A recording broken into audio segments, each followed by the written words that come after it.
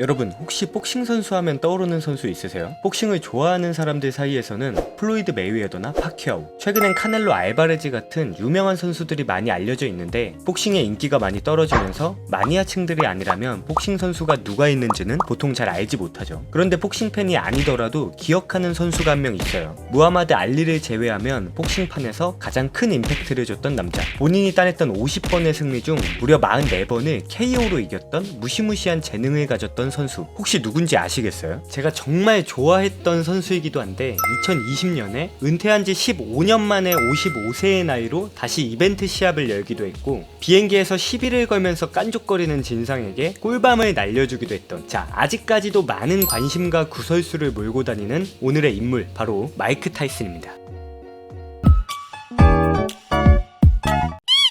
타이슨이라는 선수는 몰라도 핵주먹, 핵이빨 같은 단어는 들어보셨을 것 같아요. 그것도 아니라면 이 말은 한 번쯤 들어봤을 겁니다. 누구나 그럴듯한 계획을 가지고 있다, 처맞기 전까지. 자, 이런 마이크 타이슨이 어렸을 때는 소심한 성격에 왕따도 당했었다고 합니다. 솔직히 어렸을 때 사진을 보면 믿기 힘든 소리이긴 해요. 아마 드라마틱한 스토리를 위해서 조금은 과장이 섞여 있지 않았을까 하는 생각이 드네요. 타이슨의 인생은 말 그대로 드라마에 가까운데, 실제로 다큐멘터리 영화로 제작이 되었고 디즈니 플러스에서 볼 수 있죠. 그렇게 소심했다는 타이슨이 13살 때까지 경찰에 체포된 횟수가 무려 38번에 달하고 소년원을 밥 먹듯이 드나들었다고 합니다. 불우한 가정 환경이 잘못된 방향으로 펼쳐진 케이스라고 볼 수 있죠. 그런데 이 소년원에서 뜻밖의 기회를 얻으면서 타이슨의 새로운 인생이 시작됩니다. 바비 스튜어트라고 소년원 복싱 트레이너가 있었어요. 타이슨이 이 바비 스튜어트를 보고는 내가 더 잘 칠 것 같은데? 라고 건방을 떨었고, 약이 바짝 오른 바비가 타이슨을 링 위로 불러 세우죠. 프로와 꼬맹이의 경기라고 생각한 바비가 타이슨을 혼내주려는데, 어라? 어? 뭐야? 개 잘 쳐. 깜짝 놀란 바비가 이 새끼 이거 크게 될 놈인데? 라고 생각을 하고 과거 최고의 트레이너 커스 다마토에게 타이슨을 데려갑니다. 그렇게 타이슨은 은인을 만나게 됩니다. 커스 다마토는 명 트레이너로 이름을 알리고, 은퇴 후에는 소년원 아이들에게 살살 복싱을 가르쳐주면서 여가를 즐기는 노장이었는데, 바비 스튜어트가 데려온 원석을 보고는 와, 내 남은 인생은 이 자식한테 한번 바쳐봐야겠다, 이놈은 분명히 챔피언이 될 거야 라고 마음을 먹었죠. 그렇게 제대로 된 어른을 만나본 적도 없던 타이슨에게 아버지이자 스승이 되어준 커스 다마토 덕에 타이슨은 본격적으로 몸을 만들고 복싱 기술을 익히기 시작합니다. 타이슨이 헤비급 치고 키가 큰 편이 아니거든요. 다마토는 이 단점을 픽어브 스타일이라는 복싱 스타일로 커버치고 폭발적인 힘을 낼 수 있게 근육을 제대로 키워냈습니다. 픽어브 스타일이 뭐냐면 턱 밑에 글러브를 딱 붙여놓고 상대를 쳐다봅니다. 상대를 보면서 상체를 좌우로 움직이고 강하게 압박해 들어가다가 기회가 왔을 때 제대로 된 펀치와 콤비네이션을 꽂아넣는 스타일이죠. 이게 말이 쉽지 엄청난 운동신경과 반사신경이 없으면 불가능한 전략이라서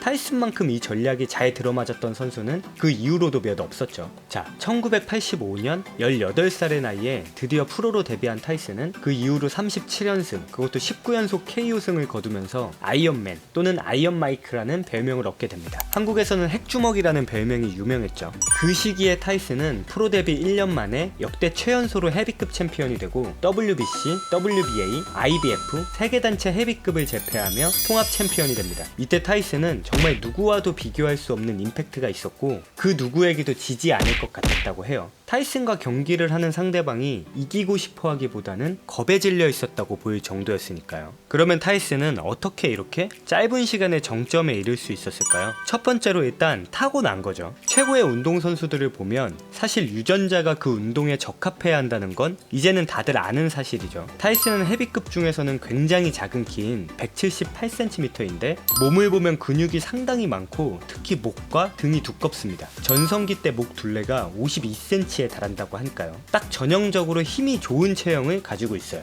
목이 두꺼우면 파워 자체도 좋아지지만 머리의 흔들림이나 충격을 목이 흡수해주기 때문에 일단 다운을 잘 안 당하거든요. 그리고 타이슨이 근육도 근육이지만 몸이 탄성이 좋아요. 어떤 동물적인 감각 같은 사냥꾼의 자질을 타고났다고 할 수 있습니다. 두 번째로 타고난 신체 능력과 재능을 키워줄 스승을 만난 겁니다. 운동선수가 피지컬만 좋다고 성공할 수 있는 건 아니거든요. 지능도 좋아야 하고 무엇보다 중압감을 견딜 견딜 수 있는 멘탈이 좋아야 하죠. 살면서 제대로 된 어른을 만나본 적 없는 타이슨은 감정 조절을 못하고 폭력적인 사람이었는데, 앞에서 말했듯이 커스다마토를 만나고 그의 양아들로 들어가면서 마음의 깊이가 생기기 시작했어요. 이 사람을 믿고 훈련하고 이 사람이 원하는 목표까지 도달하고 싶다는 인생의 방향이 생긴 것이죠. 마지막으로 많은 분들이 간과하고 있는 게 타이슨의 훈련량이에요. 커스다마토와 타이슨의 미담 때문에 다마토를 무슨 인자한 할아버지 정도로 알고 계신 분들이 많은데, 슬램덩크 그 영감님처럼 그래 보이지만 젊었을 때 진짜 호랑이도 울렸던 무서웠던 할아버지들입니다. 커스다마토가 타이슨에게 예의범절과 기본 지식들을 가르친 것도 맞지만, 이 할아버지가 가장 잘하는 건 복싱을 가르치는 거였거든요. 훈련량이 진짜 어마어마합니다. 한간에는 다마토 시절 타이슨이 멘탈을 관리받아서 뻘짓을 안 한 게 아니라 그냥 훈련을 다 소화하면 이제 자야했기 때문에 쓸데없는 생각을 할 시간이 없었다는 말도 있습니다. 그러면 어떤 훈련을 했느냐? 일단 기상 시간이 새벽 4시예요. 일어나서 스트레칭을 하고 5에서 7km 정도를 뛰고 옵니다. 씻고 아침 식사를 한 다음에 이제 스파링을 10회 정도 하고 나서 맨몸 운동을 3세트를 합니다. 점심 식사가 끝나면 오후부터 링 훈련을 하는데, 스파링, 점프롭, 윌리백, 스피드백 등이 섞여 있었죠. 그리고 헬스바이크를 1시간 정도 타고 맨몸 운동을 또 3세트를 진행합니다. 그리고 나서 오후 5시가 되면 이제 본격적으로 웨이트 트레이닝을 합니다. 브릿지 운동을 30분 하고 윗몸 일으키기, 시더블 2000회, 딥스 500회, 푸시업 500회, 데드리프트를 30kg으로 500회를 진행을 했다고 합니다. 그 이후에 또 요가 기반의 유연성 훈련까지 빠짐없이 하고 나면 저녁 10시쯤이 됐다고 하네요. 새벽 4시부터 10시까지 체계적이고 살인적인 훈련을 소화한 건데, 타이슨은 이 훈련을 묵묵히 몇 년간 수행을 했어요. 다마토는 타이슨의 식단까지 철저하게 관리해서 훈련을 시켰으니까 타고난 신체를 가지고 태어난 사람이 하루에 18시간씩 이런 시간을 보냈으니 어땠겠어요? 난리 나는 거지. 그 결과물이 바로 우리가 알고 있는 아이언맨, 챔피언 타이슨입니다. 이런 타이슨이라면 그 이후로도 계속 승승장구하지 않았을까요? 안타깝게도 그건 아니었죠. 사실 타이슨이 헤비급 챔피언이 되기 몇 달 전에 그의 정신적 지주인 커스다마토 할아버지가 세상을 떠나거든요. 이때를 기점으로 타이슨의 멘탈과 그의 시대가 아주 조금씩 막을 내리고 있었다고 봐야 해요. 타이슨을 잡아주고 타이슨의 주변을 청소해주던 다마토의 아우라가 사라지니까 바로 타이슨의 스타성과 돈을 노린 파리들이 꼬이기 시작합니다. 가장 유명한 건 바로 돈 냄새 하나는 기가 막히게 맞는 복싱 프로모터, 이름부터가 돈킹이에요. 타이슨을 가장 크게 망쳐놓은 인물인데, 주변을 이런 사람들로 채워가기 시작하면서 타이슨의 눈과 귀가 막히게 되죠. 일단 그 살인적인 훈련부터 하지 않게 됩니다. 여자와 향락에 눈을 뜬 야수를 누가 말릴까요? 말리기보다는 숟가락 얹어서 그 돈으로 같이 놀고 싶어하는 사람들이 많았죠. 그렇게 타이슨의 몸과 폼이 떨어지게 됩니다. 개인 사생활도 완전히 망가지기 시작하는데, 성범죄로 감옥에 다녀오고 가졌던 재산 4천억을 모두 탕진하고 파산 신청을 하기도 하죠. 그렇게 첫 패배를 맛보고 점점 감정 컨트롤을 하지 못하는 지경에 달했을 때 그 유명한 귀 먹방 사건이 생기게 됩니다. 너무 유명한 이야기인데, 은근히 사람들이 타이슨이 단순히 경기가 풀리지 않고 이기기가 힘들어서 귀를 깨물어 버린 거라고만 알고 있더라고요. 물론 타이슨의 폼이 많이 떨어지고 타이슨을 잘 분석한 홀리필드에게 대처를 못해서도 있지만,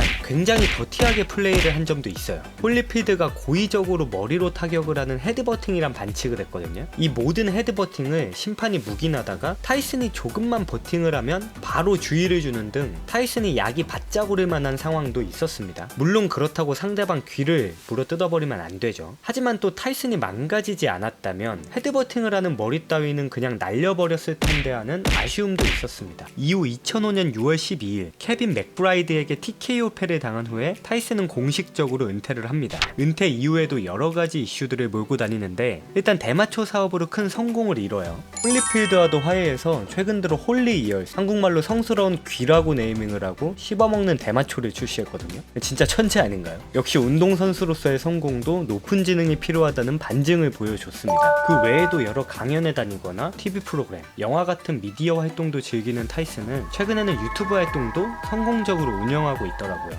이번 영상은 헤비급 복싱이라는 한 분야에서 가장 확실하게 자신의 이름을 각인시킨 마이크 타이슨에 대해서 말해봤습니다. 저런 신체 능력을 가지고 태어난 사람도 저렇게 노력을 했는데, 비루한 몸뚱아리를 가지고 태어난 우리는 더 꾸준히 운동해야겠죠. 영상 재밌게 보셨으면 구독 눌러주시고 이제 운동하러 가시면 됩니다. 다음 영상은 최근 엄청난 펄크업으로 돌아온 코너 맥그리거의 근육과 이야기에 대해 대해서 풀어보겠습니다. 고맙습니다.